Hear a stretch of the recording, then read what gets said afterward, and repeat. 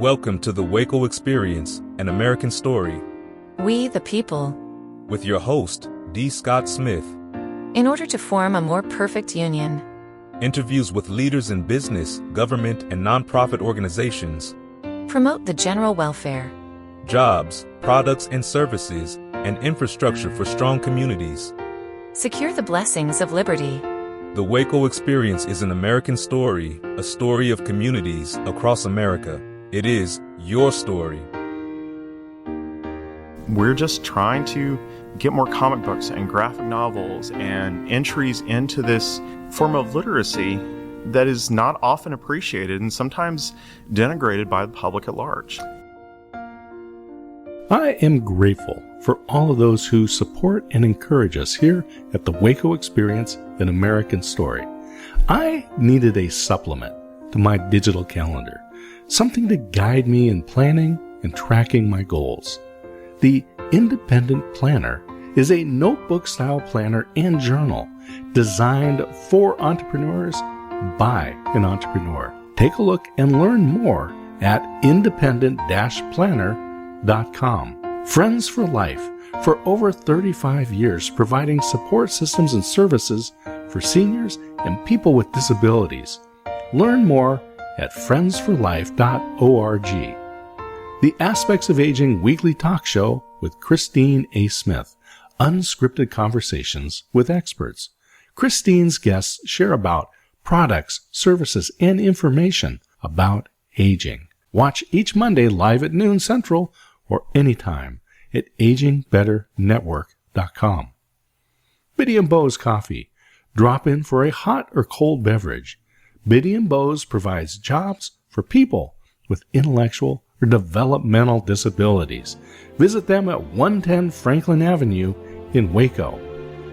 The best way to learn guitar is with the Chord Buddy Learning System. This 100% US-made product and Shark Tank winner will have you playing songs in minutes. Shop today at chordbuddy.com.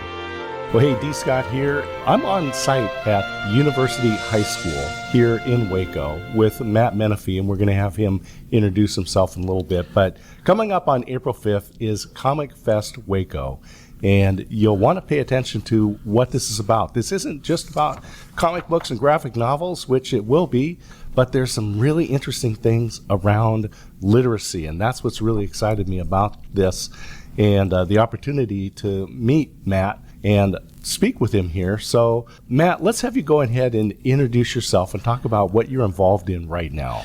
Okay, so my name is Matt Menefee. I am a teacher at University High School here in Waco, Texas, and I've been here since August of 2017. I mostly teach forensic science, but I also teach other sciences when it's needed. But what I'm involved in right now is I'm involved in Comic Fest Waco, which is a Waco ISD approved event that we'd kind of been kicking around for a couple of years, me and the head librarian here, Kelly Cunningham, and we finally decided, you know what?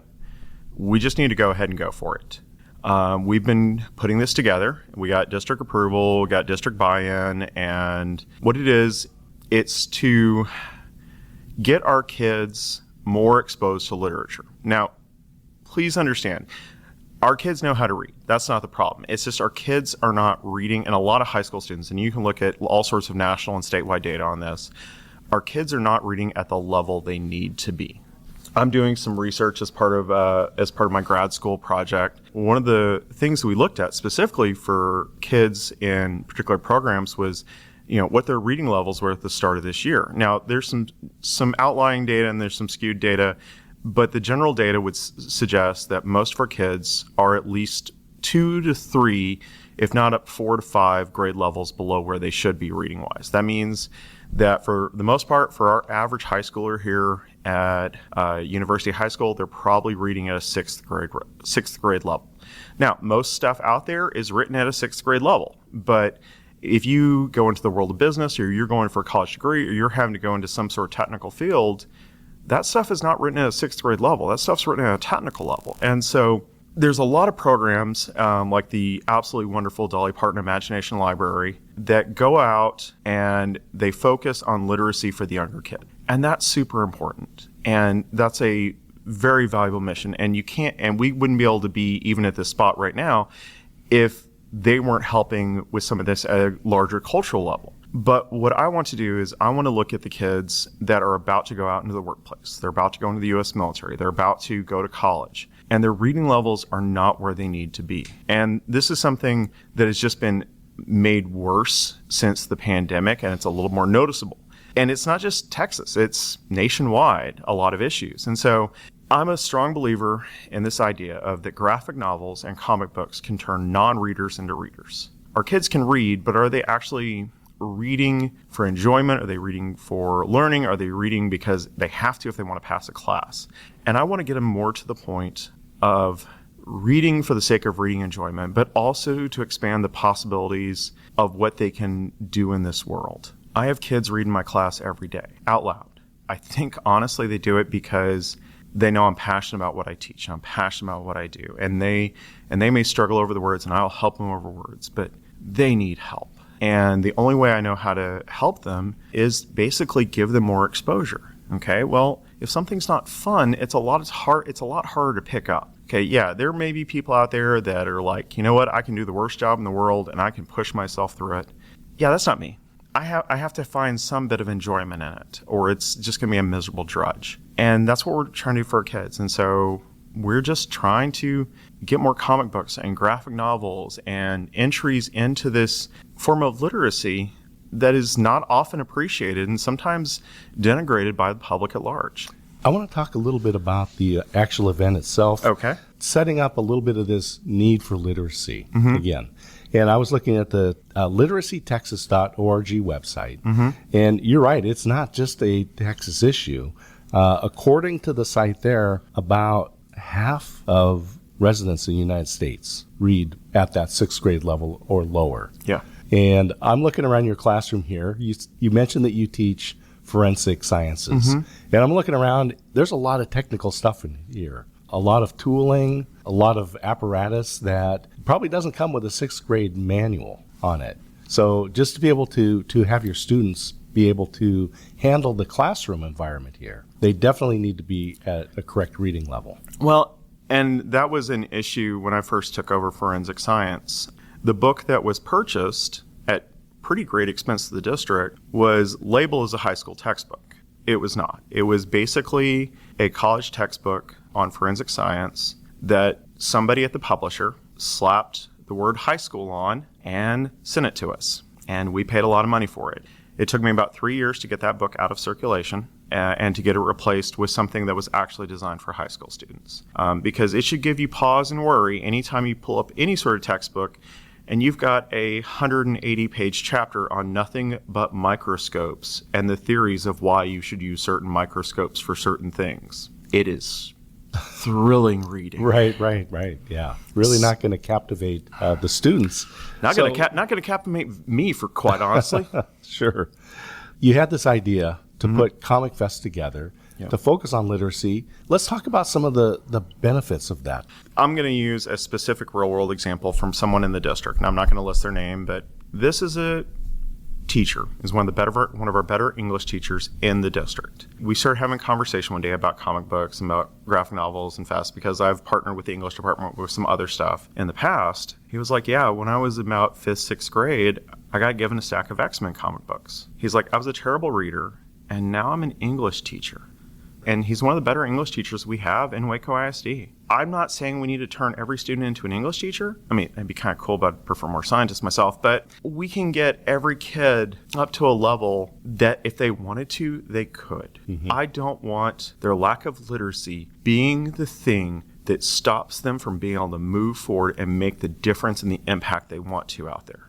The big thing with that was, right now, our focus is, let's get this thing going. Let's put as many graphic novels, comic books, and stuff in our kids' hands. We've got a pretty good selection. I can't release the list yet, but we got a bunch of Texas artists and writers who are of the demographic of Texas. So what does that mean? That means male, female, Hispanic, African American, white, Indian American. I mean, we got all these being represented. It's not just putting those books in front of the kids, it's also putting books in the front of the kids that are culturally relevant to them or that make a connection to them.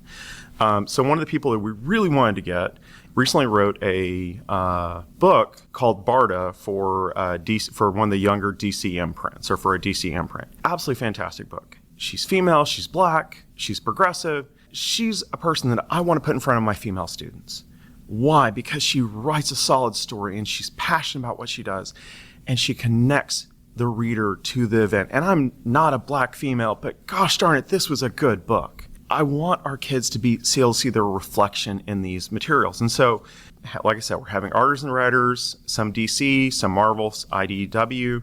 We're still waiting on some signed contracts and some contracts with people, and then locals here in the Waco area. It's free. It's open to the public. That's the big thing. It's like, if you are a member of McLennan County and you're a student, come to this event. And this is an event that's happening in April. And for people to keep in touch with this, the best way right now is on Instagram. Yeah. And they can follow Comic Fest Waco on Instagram and get the details and up-to-date information. Yeah, and and we are building a website. It's just, I'm a full-time teacher. I'm a grad student. I'm a dad. I'm a parent. And so we're running a little slower than what I want to on stuff, but we're getting it taken care of.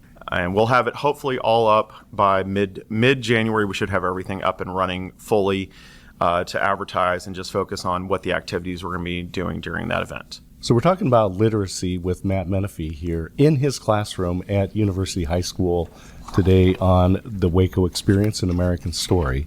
Doing some of the research, Texas does have low scores on literacy. What I found is about 1.7 million people in Texas live at or below poverty. That's also tied directly to literacy. A child's primary caregiver, their literacy rate will have a direct impact on the future academic success of those students. Yeah. There's a statistic I see tossed around a fairly decent amount in education circles that basically says the amount of books in a person's household will usually correlate with their reading levels. And it's usually something like, you got 100 books in your house. Okay, you're going to have this, your kid will end up being this level, reading level. You got this many, this level. And it's not even just the fact that the books are present. Well, I'm sorry, it is the fact that the books are present. They're exposed to the books. They're exposed to something. They may not be interested in 90% of the books on the shelf, but they're there and they know they have value because they're present in the household. Mm-hmm. I'm not saying literacy is going to solve all of our problems, but gosh darn it, literacy, having a well-read, literate populace is going to help with a lot of problems. So when I was looking into this, and we were talking about poverty, one of the things is they said if you can improve the literacy rate by 1%, you can get a much larger increase. It's like 2.5% in productivity, a 1.5% rise in gross domestic product, which is huge. Yeah. So some of the information I've been pulling from has been from the Barbara Bush Foundation. They have a lot of statistical data on their site and a lot of good research. But one of the things that really stuck out to me was, if we could get everyone in the United States at the 6th grade reading level, we could increase gross domestic product almost $1 trillion. Yeah, that's what I found as well. That's cultural changing. That's cultural changing on a level that is just almost unimaginable. We've talked about the need for literacy. We've talked about Comic Fest. Let's talk about some of the research that says, how does graphic novels improve literacy for students? There was a miniature podcast on We Are Teachers. They're talking about people reading graphic novels and kids reading graphic novels. And it was a lot about, can the kids understand the motivation? Like, kids can read the words, but can they understand the underlying context of what is going on? And if they can, it's going to make a huge difference on how they're going to do on them being able to read context and all these other things. Someone was saying, you're just giving kids picture books. You're just giving them, stuff for little kids. And this teacher brought up a really solid fact is, these kids who are reading anime and manga and some of the deeper graphic novels, these kids understand the plots. They understand the motivations. They understand stuff in a way that we don't always recognize appropriately because it's got pictures in it. But these are kids that are literate. We just don't understand their type of literacy because we're used to old textbooks and to be offensive, sometimes some stodgy educational literature that we're basically trying to drag meaning and motivation out of. And part of me wants to change that. We got to meet the kids where they are. We can't ask them to come to us. We got to meet them where they are. And so graphic novels at least meets a generation that tends to be more visual. Yeah, some of the research is coming out of some pretty significant institutions. Stanford and Purdue are doing studies on this. I saw one that had a 15-year long study following students. Not only is it literacy, but there is a huge benefit with graphic novels and critical thinking, and that has come out of this. And you as a teacher, Matt, tell me about the importance of critical thinking and what do you see our students coming out of the system right now in terms of critical thinking skills? Because social media has been demonized, but I think part of it is we need to give our students the tools. Okay, so critical thinking, as far as in my class, is kind of an important thing. So since I teach mostly forensic science, and this is where kind of got my most experience in, I very seldom use questions from the textbook. I use a lot of questions that I just kind of create that make the kids have to think about the answer, making sure they understand the context of the answer. I'll use a question example from a recent test. We're on a narcotics lesson. We're on narcotics, toxins, and drugs lessons right now. One of the questions was something to the effect of, Jimmy is a big rig truck driver, and the caffeine and the coffee from 7-Eleven just ain't doing it anymore. He has decided he'd like to go for something a little more potent in the stimulant field. Which of the following drugs would be a stimulant that he would be beneficial from to help him continue his 36-hour-long truck driving things? And the choices are Xanax, alcohol, cocaine, heroin. Okay. Now, mind you, please understand, I teach a state-approved course that deals with a lot of overlap of science and criminal behavior and legality kind of all exist in the same place. So I try to give my kids a very real-world accurate thing. I make them think about it. Okay, now which one of these things is actually a stimulant versus that? Because the one thing all stimulants are going to have in common, doesn't matter if they are caffeine, cocaine, crystal meth, methamphetamines, the one thing they're all going to have in common is they're going to increase the heart rate of the body. Yes, they're going to do some other things, but the primary thing is it's going to increase the heart rate of the body. It's going to increase alertness. Why? Because the body recognizes a lot of these chemicals as poisons, and the body's response to poisons is, let's flush them out of the system as quickly as we can. How do you flush them out of the system as quickly as you can? Start thumping that heart as hard as you can, which will lead to eventually them excreting the chemicals in one form or another. And so I need my kids to understand, here's the context of this actual problem, not just like, please tell me which one of these chemicals is a stimulant. Let's throw this up against some real world information.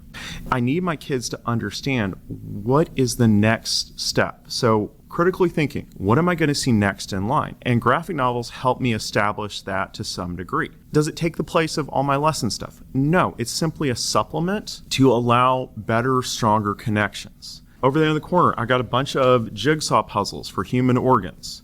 Does a puzzle really help you figure out where the different parts are? Probably not, but you are staring at these things and you're having a problem solve and make connections, visual connections of what should be going here. If I've got this red line or this blue line running through here, I should probably be looking for something with a red or a blue line. And so it allows them to work on pattern recognition as well, which is very much tied to critical thinking. Oh, absolutely. I love this. The other thing about graphic novels that I found really interesting, 40% of Texans, English is not their first language. Learning a second language or another language, or learning better. So learning another language can be enhanced through the use of graphic novels.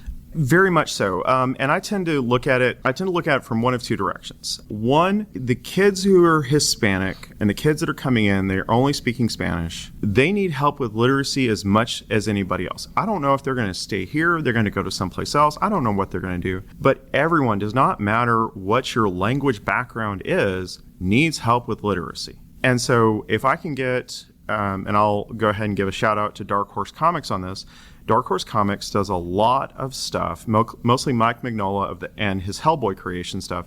They do a lot of stuff that is translated properly into Spanish. They got great translators. They market their stuff. And if we were going to be given a blank check for something, that would be one of the first things I would get for a library that needed to have a secondary language exposure.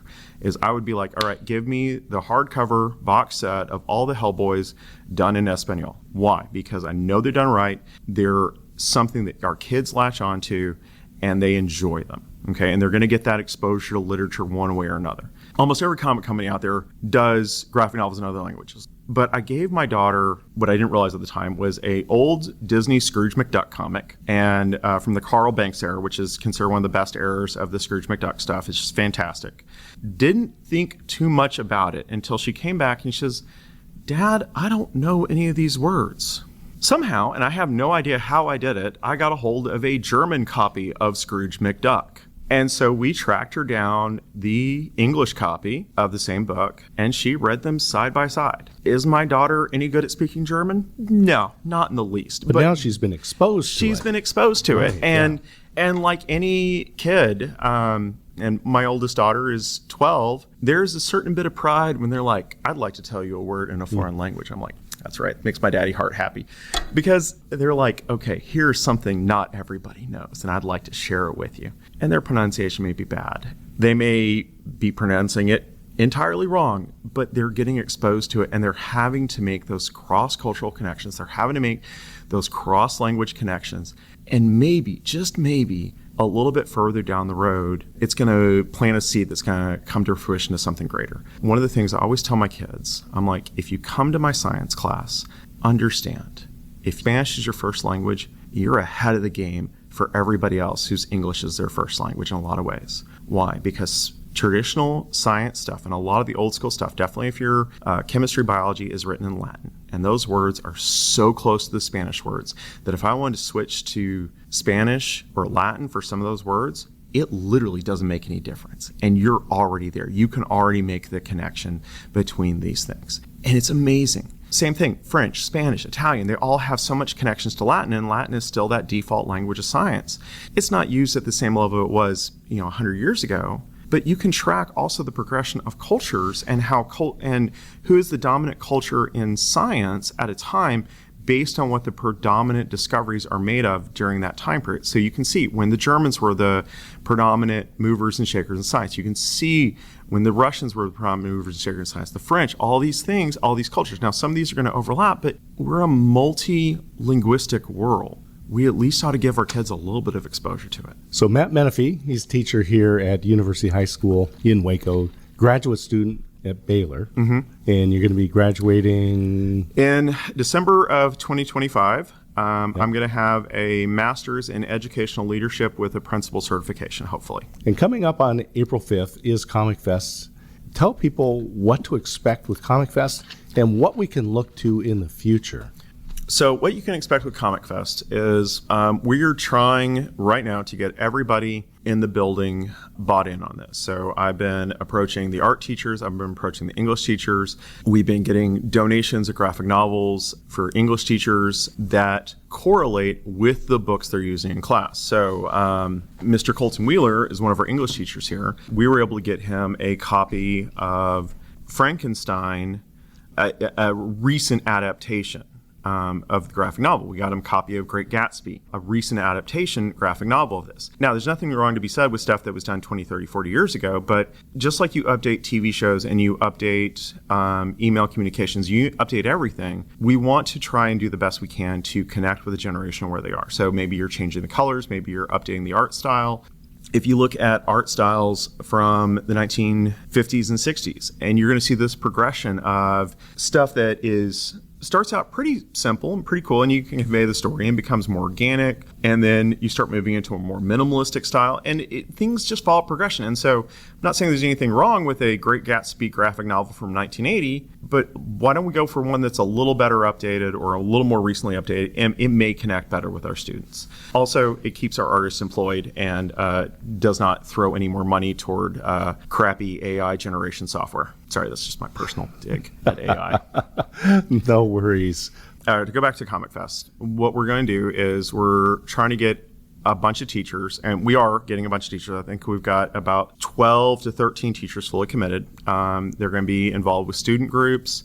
They're going to have their kids showing off their things that are associated with graphic novels. So case in point, our culinary department is going to be showing off scenes that they've crafted of cake that are from graphic novels or comic books. So here's Spider-Man made of cake, or made in Rice Krispie and covered in fondant. So we're doing a little bit of that. We've got all of our artists and writers, we're asking them to participate in sessions of some form or another. We are paying them to come in. We're not charging anybody for anything except for sponsorship stuff. And that's just to get the name out, because we feel like this is something that we're not trying to make a profit. All we're trying to do is put more graphic novels in front of kids, put more books in front of kids, and put more books on graphic novel shelves in our school and in whatever school we can help. We're going to have sessions where we can have some draw-offs. We're going to have some student art competitions. We're going to have our theater department, I believe, is going to do some variations of do some stage makeup stuff, because we've got a lot of super talented people here who are really passionate about giving the best they can to these students every day. We don't always have the time to do exactly what we want, but this gives us a chance for our kids to shine, for our kids to lead out, just a chance to cross-collaborate over a bunch of different fields simultaneously. I think about the old Reese's Peanut Butter Cup commercials. You got chocolate on my peanut butter. You got peanut butter on my chocolate. You got literacy in my cake. Okay, awesome. Yeah, great. The literacy tastes like chocolate. Sure, awesome, fantastic. You got graphic novels stuck in my history. Let's do more of that. And that's what we're trying to do, is we're just trying to engage the kids on whatever level we can. The only vision we have is to make our kids better readers through whatever means possible, that they can eventually become self-directed learners, self-directed readers, and they will seek out the stuff and they can improve themselves. But if we send them out in the world with 4th and 5th grade level reading levels, how far are they really going to progress? Yeah, they may be the hardest working, most determined person in the world, but the high school and the junior high are the last places to give them the tools, where the state will literally help us pay for the tools to prepare them for the outside world. And this world is changing. This is not an industrial society anymore. But we need engineers, and we need computer designers, and computer scientists, and all manner of stuff that jobs that, God, I feel old, didn't exist 20 years ago or 30 years ago. The only constant we're ever going to have is change. And we need to teach our kids the ability to adapt to what they're seeing and to change to fit with whatever needs are required of them. Comic Fest, Saturday, April 5th. It's going to be right here. Yeah. Free, open to the public. I think we're going to open our doors around 9:30 for some VIPs and 10 o'clock. And we're in negotiations with the award-winning University High School band to be playing theme music. Personally, I'm hoping 2001 Space Odyssey, which I cannot remember the proper name of it. Visually, that's just the coolest thing ever. We're going to try and get some of our Guam and Guaca people involved. We've already got some commitments from some of the creative organizations in Waco. We want to make this so good that it becomes an institution. And so we're going to give it the best that we can, because we want to build upon whatever opportunities we have to give these kids to make them the most successful they can be. The Waco Experience, an American Story, is a production of D. Scott Smith Company, all rights reserved. Thank you for listening.